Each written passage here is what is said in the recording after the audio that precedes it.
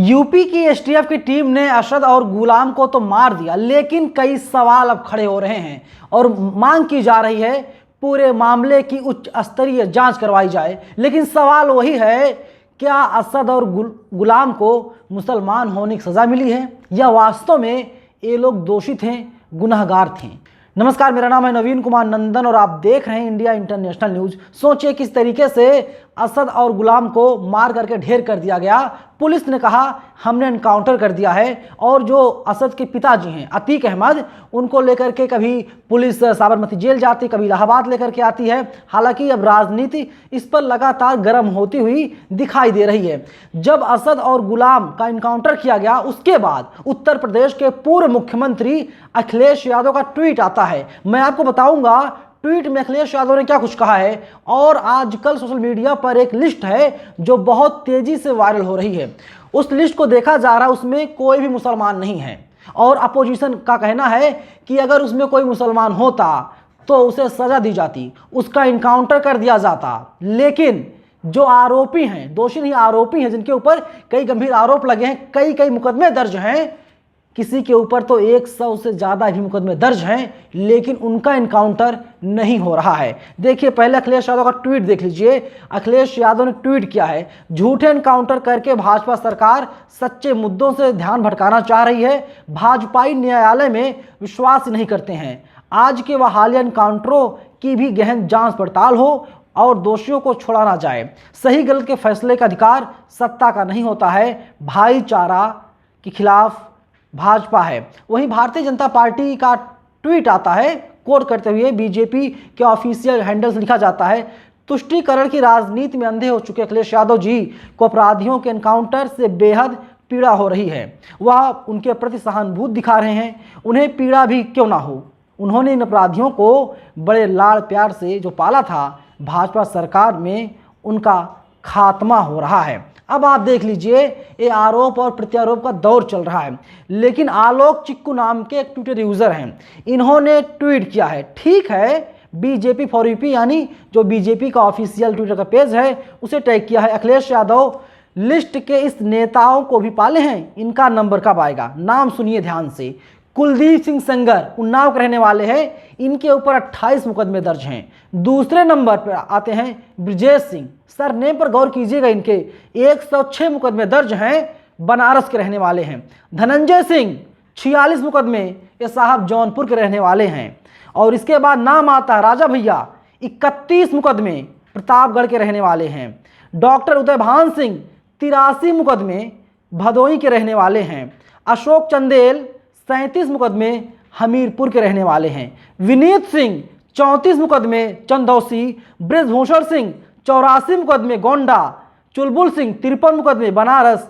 सोनू सिंह 57 मुकदमे, सुल्तानपुर। मोनू सिंह 48 मुकदमे, सुल्तानपुर। अजय सिंह सिपाही 81 मुकदमे, मिर्जापुर। पिंटू सिंह 23 मुकदमे, बस्ती। सनी सिंह 48 मुकदमे, देवरिया। संग्राम सिंह 58 मुकदमे दर्ज हैं। और ये जो है सनी सिंह साहब हैं, ये देवरिया के रहने वाले हैं। संग्राम सिंह 58 मुकदमे दर्ज हैं इनके ऊपर, ये बिजनौर के रहने वाले हैं। चुन्नू सिंह 42 मुकदमे दर्ज इनके ऊपर। और वहीं बादशाह सिंह के ऊपर 88 मुकदमे दर्ज हैं, महोबा के रहने वाले हैं। अब अपोजिशन के साथ ही तमाम लोग सवाल पूछ रहे हैं, आखिर इनका इनकाउंटर कब होगा। इनके ऊपर तो इतने मुकदमे दर्ज हैं, इन पे कार्रवाई क्यों नहीं होती।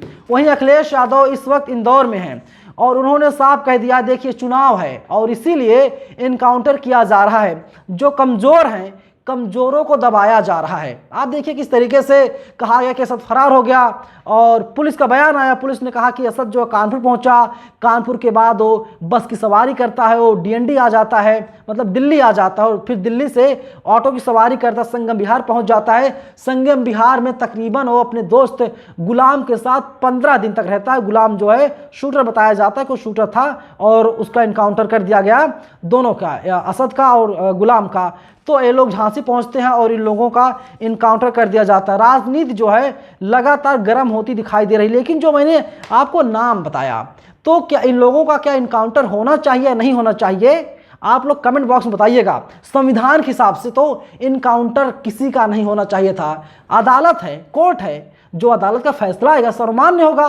और उसी हिसाब से उनको सजा दी जानी चाहिए। इसीलिए अपोजिशन लगातार कह रहा है कि संविधान विरोधी है भारतीय जनता पार्टी की सरकार। देखिए, मैं बोलता हिंदुस्तान का एक ट्वीट दिखा रहा हूं, अखिलेश यादव के हवाले से लिखा है, जिन अधिकारियों ने एक ब्राह्मण मां बेटी पर बुलडोजर चलाया उन्हें क्यों नहीं मिट्टी में मिलाया गया। बड़ा सवाल अपने में ही है। अभी देखा आपने हेमंत यादव की किस तरीके से हत्या कर दी गई।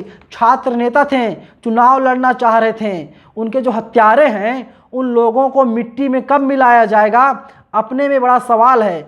आज जो जागरूक लोग हैं वे लोग यही सवाल पूछने का काम कर रहे हैं, लेकिन सरकार की तरफ से कोई जवाब नहीं दिया जा रहा है। अब इसके अलावा तमाम लोग हैं जो लगातार सवाल पूछ रहे हैं सरकार से, लेकिन एक पक्ष है कि जो लगातार इनकाउंटर को ठीक बता रहा है, कह रहा है कि इसी तरीके से सजा दी जानी चाहिए। लेकिन जो लिस्ट है, लिस्ट लंबी चौड़ी है और बड़े बड़े नाम इसमें शामिल हैं, लेकिन उनके ऊपर कोई कार्रवाई नहीं की जाती। इसीलिए अखिलेश यादव खुलेआम कहते हैं कि देखिए कि योगी आदित्यनाथ जो उत्तर प्रदेश के मुख्यमंत्री हैं उनके स्वजातीय हैं, यानी उनके बिरादरी के लोग हैं, इसीलिए उनके ऊपर कोई कार्रवाई नहीं हो रही है। समाजवादी पार्टी के द्वारा एक ट्वीट और किया गया है, उत्तर प्रदेश फेक एनकाउंटर में नंबर 1 है, कस्टोडियल डेथ में नंबर 1 है, नेशनल ह्यूमन राइट ने नोटिस दिया है। ये अखिलेश यादव का बयान सामने आया है। अब आप सोचिए कि लोगों को मारा जा रहा है। और अब देखिए अखिलेश यादव का ट्वीट और आया है। अखिलेश यादव ने क्या कहा है कि बाबा साहब भीमराव अम्बेडकर ने हमें संविधान दिया और आज उस संविधान के ऊपर खतरा मंडरा रहा है। एक एक करके बीजेपी संस्थाओं को खत्म कर रही है।